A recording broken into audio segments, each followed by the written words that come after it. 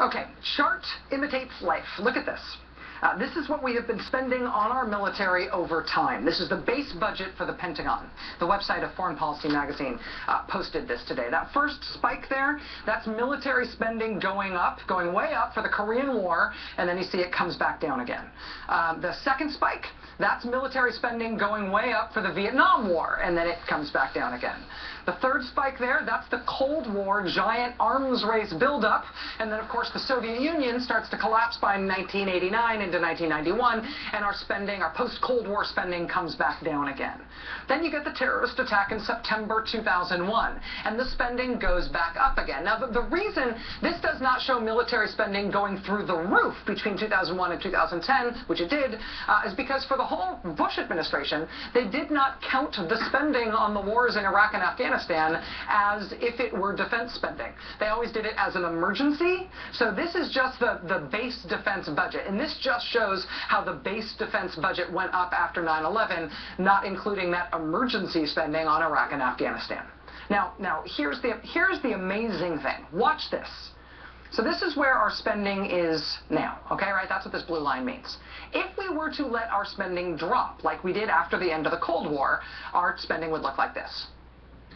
Okay, now you know the sequester that you've been hearing about with all those draconian defense cuts that all the hawks are saying would be so awful? This is what our spending on the military would be like with the sequester. That's the little purple line there. President Obama's plan, what the Pentagon and President Obama have agreed should happen, and what their plan is if President Obama gets a second term, is this line. It's to have military spending go like that third one there in the little stack. Essentially setting the spending levels we've got now as a new normal, even though he does keep the spending going slightly up over time.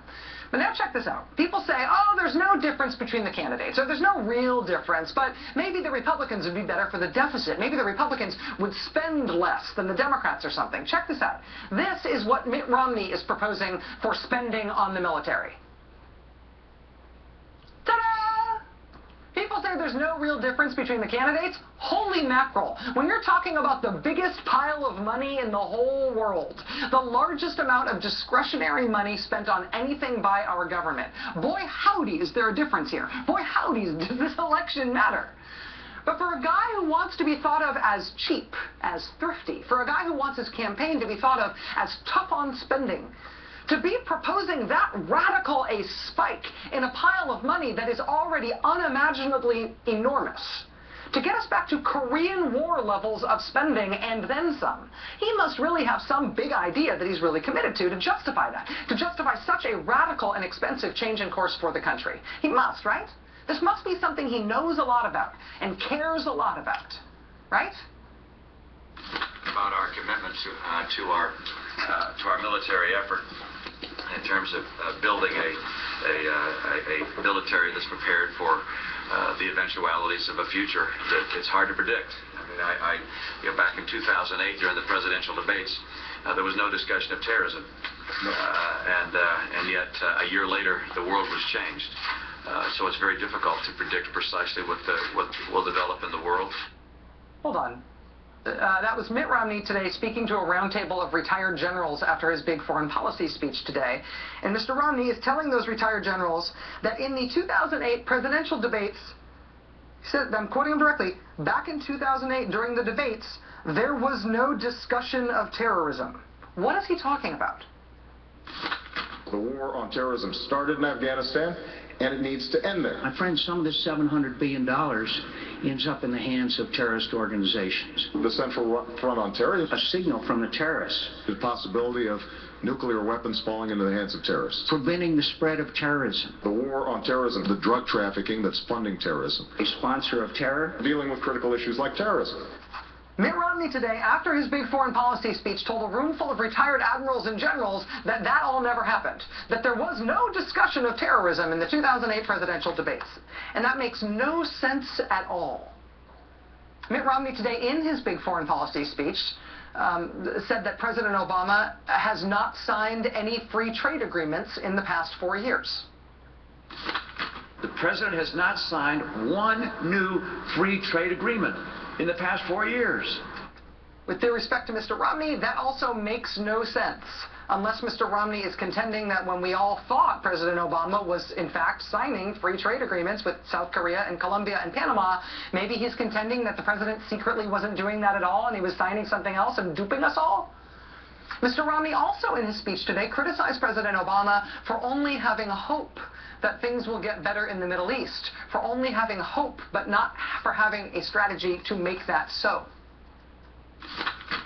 I know the president hopes for a safer, freer, and more prosperous Middle East allied with us. I share this hope. But hope is not a strategy. Hope is not a strategy. Remember what Mitt Romney told his donors was going to be his strategy in the Middle East? You hope for some degree of stability, but you recognize this is going to remain an unsolved problem. And we kick the ball down the field and hope that ultimately somehow something will happen and resolve it. And today he gives a speech on how hope cannot be the strategy in the Middle East. Hope explicitly is his strategy in the Middle East, unless kicking the ball down the field is something way more specific than I think it is. At least when he's speaking behind closed doors, he admits the only thing he's got to offer in the Middle East is the hope and can kicking. Listen, Mr. Romney has never really had a firm grasp on even basic foreign policy stuff. The last time he ran for president, he said it was the right decision to go into Iraq. I supported it at the time. I support it now.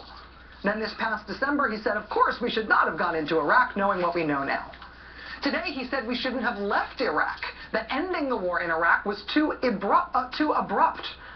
8 years into that war, he thought the 2.5-year-long process of ending that war was too abrupt. He's had a similarly tough time deciding whether he is for or against a timeline for withdrawing troops from Afghanistan. Today, in what was billed as this major foreign policy address from Mr. Romney, he waited until the 37th paragraph of his 46-paragraph speech to even mention the war in Afghanistan. More importantly, when he finally got there, in his 5-sentence statement on the war, he came out both for and against a timeline for leaving, saying he would get U.S. troops out of Afghanistan by the end of 2014, but that President Obama's plan to do exactly the same thing, that is what he called a politically timed retreat. A politically timed retreat that he is also going to follow. Listen, this is not this man's forte. This is not what he has ever done in his life, nor is it what anyone thinks he does well. But what he is saying he will do on even just the subject of the military is mathematically startling in its enormity. Look at what he is proposing to do.